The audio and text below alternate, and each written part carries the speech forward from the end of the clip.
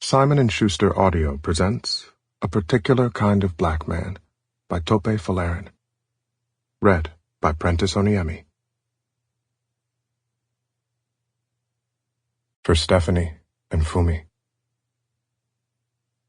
Task: to be where I am, even when I'm in this solemn and absurd role. I am still the place where creation works on itself. Thomas Transtromer.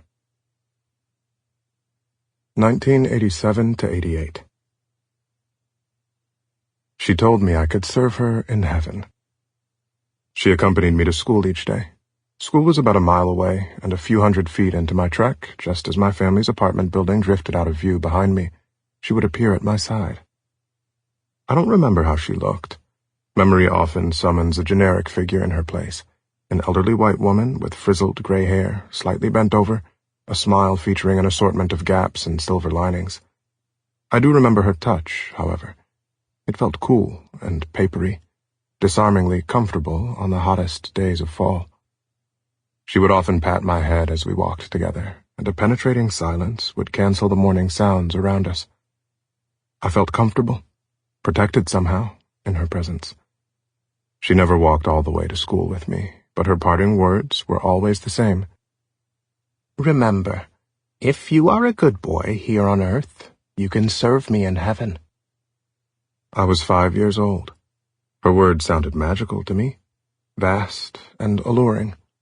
I didn't know her, I barely knew her name, but the offer she held out to me each morning seemed far too generous to dismiss lightly. In class, I would think about what servitude in heaven would be like.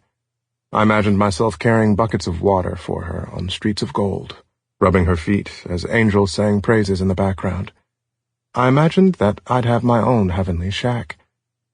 I'd have time to do my own personal heavenly things as well. How else would I get to heaven? One day I told my father about her offer. We were talking about heaven, a favorite subject of his, and I mentioned that I already had a place there. I've already found someone to serve, I said. What do you mean?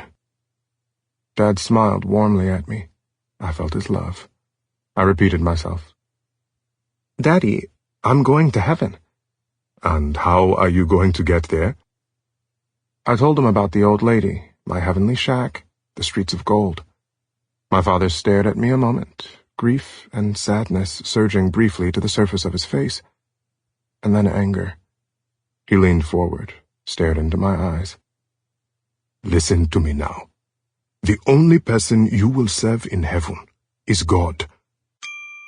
Sample complete. Ready to continue?